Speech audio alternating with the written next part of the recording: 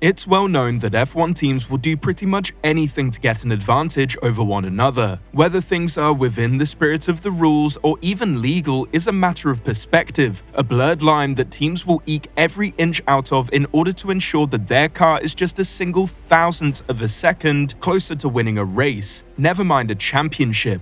Advantages can be anything from data leaks to insider information, and a recent interview with a Mercedes driver shed light on a pretty sly and substantial addition to their team which could not only grant them an advantage on the field, but could even deliver revenge on the man who walked away from them this winter.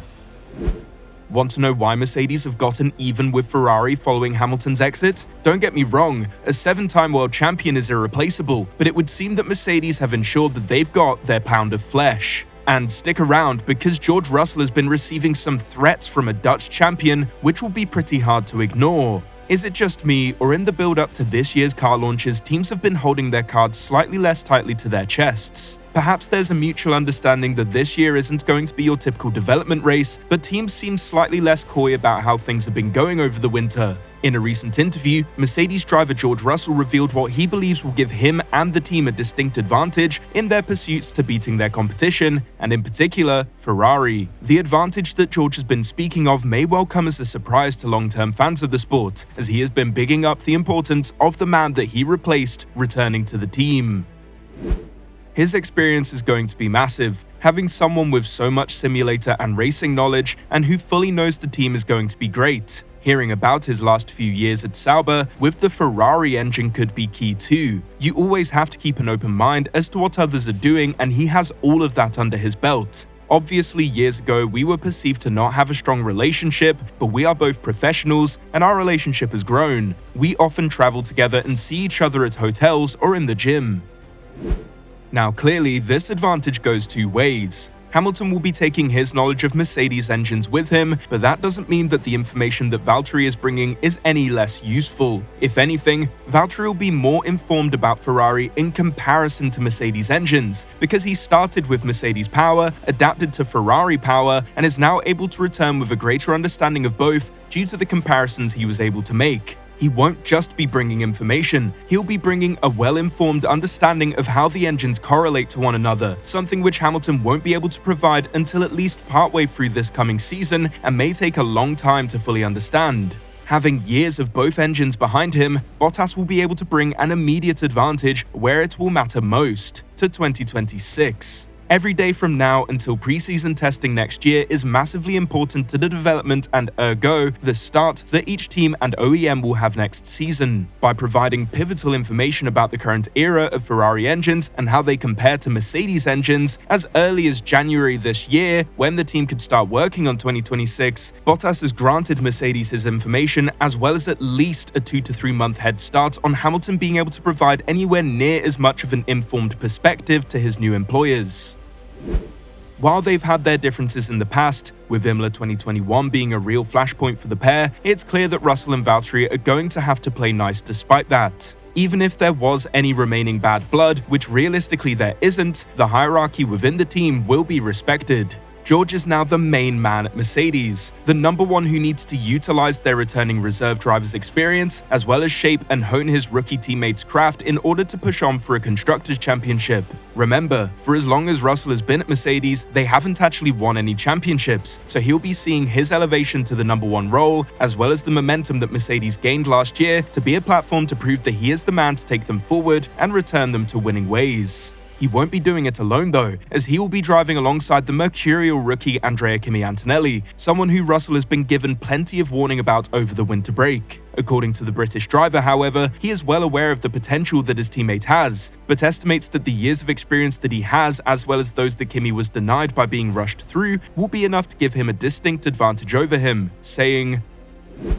"I think he'll definitely keep me on my toes, there's no doubt about that. When I think back to when I was 18, I don't feel any faster today. I feel more experienced. I know how to deal with the pressure of F1 and everything that comes with working with a team of 2,000 people. But in terms of speed, you either have it or you don't. I think he has it, so I'm going to give him a lot of respect. We're going to work well as a team. I'm excited to see what he can achieve. But you should never be naive, especially when the youngsters are coming in, because I remember when I was that age and you have a lot of fire within you."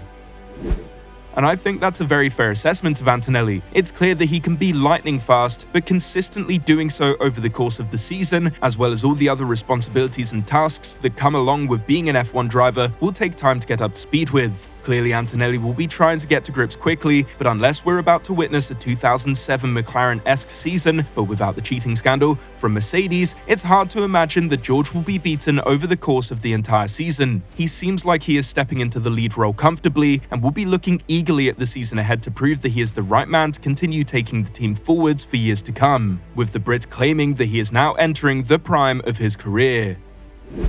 I am entering a new chapter in my career. I am ending my beginning and entering into the mid-stage. Lewis was 29 when he joined Mercedes and started winning all those championships, and Michael was early 30s at Ferrari. Nowadays, everybody starts younger and younger. My debut came at 20, but I feel ready now to fulfill roles at the team. But the most important part of that is driving as quickly as possible, and I feel in a good place to do that. I'll continue to learn and be open and take nothing for granted. You either have the speed or you don't, but there is no doubt that these guys coming in are going to be competitive.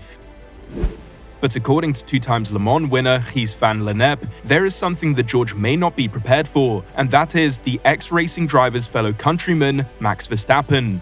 Throughout last year, tensions seemed to ebb and flow between the head of the GPDA and the four-time world champion, but it all came to a head at the Qatar Grand Prix. Whatever happened in the steward's room following qualifying, which led to Verstappen receiving a one-place grid penalty, he was clearly not happy about it, and Russell likewise was pretty miffed. Name-calling, back and forths with the media, and a mudslinging contest broke out. But before things could get really nasty, the season ended. According to the 82-year-old Van Lennep, Max will not be leaving this behind in 2024, with a grudge being carried over into the 2025 season.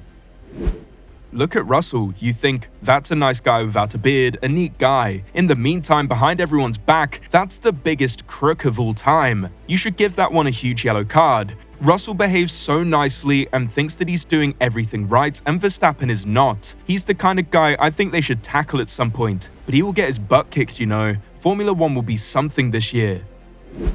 And you know, other than the name-calling and hypermasculine bravado of "my mate could beat up your mate," I do think Van Lennep is onto something here, even if he puts it across in a way that paints him like a tantruming child. Max likely won't let bygones be bygones, and if the build-up to this season is anything to go by, then it's going to be insanely close at the front. With both drivers having fairly inexperienced teammates, which will deny them a wingman at points, we may well be seeing some pretty major flashpoints and 1v1s between the two team leaders at multiple points of the season for podiums and for race wins. Max's driving will continue to get under George's skin, and George's demeanor will continue to get under Max's. It's clear that they do not like each other, and knowing how Max deals with people that he doesn't like on track, it could be a very uncomfortable year ahead for George Russell.